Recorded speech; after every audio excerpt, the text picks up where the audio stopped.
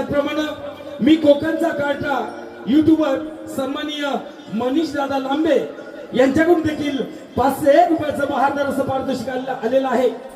आणि यांचं असं म्हणणं आहे, या सर्वांचं असं म्हणणं आहे की गायकांनी रंगमंचावरती येऊन हे गीत सादर करायचं आहे, म्हणजेच वन्स मोर.